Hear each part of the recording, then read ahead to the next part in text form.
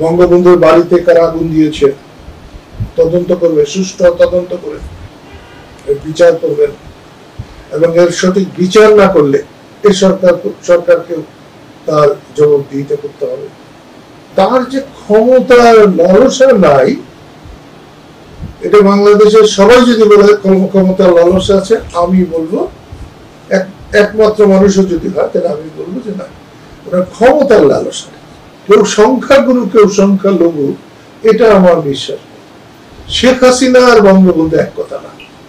বৈষম্য বিরোধী এবং কোটা সংস্কার আন্দোলনের সফলতার জন্য আমি তাদেরকে, ছাত্র সমাজকে, যুব সমাজকে, সর্বোপরি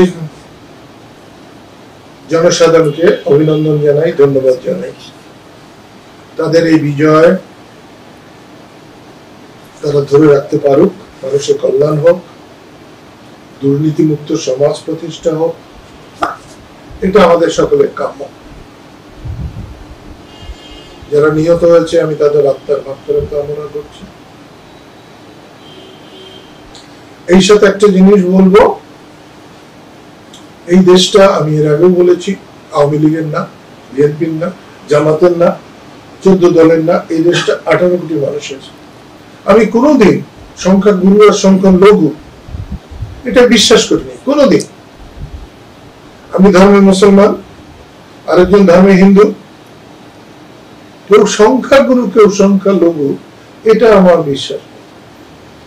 কিন্তু হিন্দুদের উপর অবশ্যই মানসিকভাবে এবং প্রাতিষ্ঠানিকভাবে নির্যাতন করা হয়েছে, হুমকি দেওয়া হয়েছে এবং তাদের ক্ষতিগ্রস্ত করা হয়েছে। এখান থেকে যারা করছেন তাদের হাত গুটানো দরকার, নাহলে হাত জ্বলে পুড়ে ছারখার হয়ে যাবে।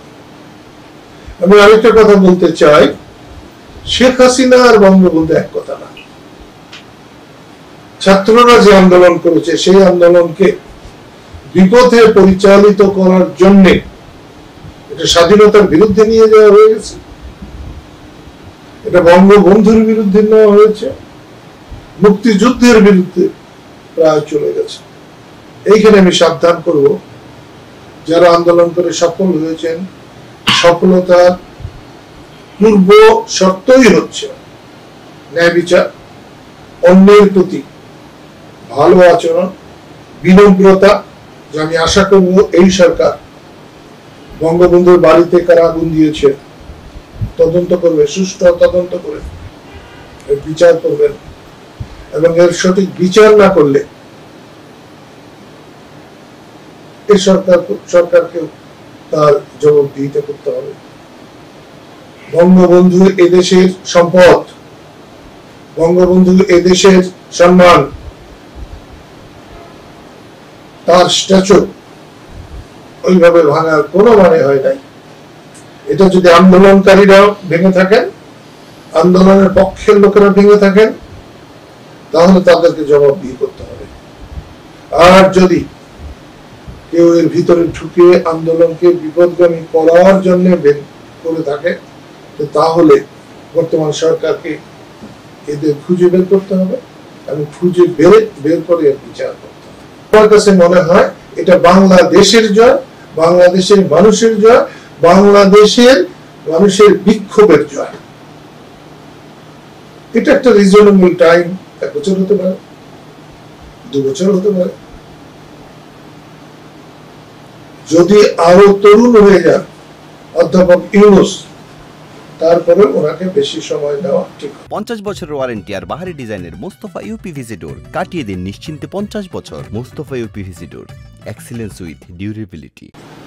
আমার বিশ্বাস একটা রিজনেবল টাইম পর্যন্তই উনি থাকবেন, এবং তার যে ক্ষমতার লালসা নাই, এটা বাংলাদেশের সবাই যদি বলে ক্ষমতার লালসা আছে, আমি বলবো একমাত্র মানুষও যদি হয় তাহলে আমি বলবো যে না, ওনার ক্ষমতার লালসা।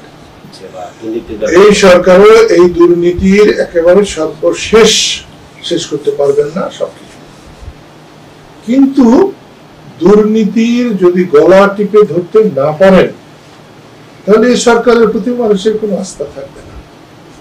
মানুষ কিন্তু প্রথম চায় দুর্নীতি মুক্ত একটা সমাজ, অন্যায়হীন একটা সমাজ।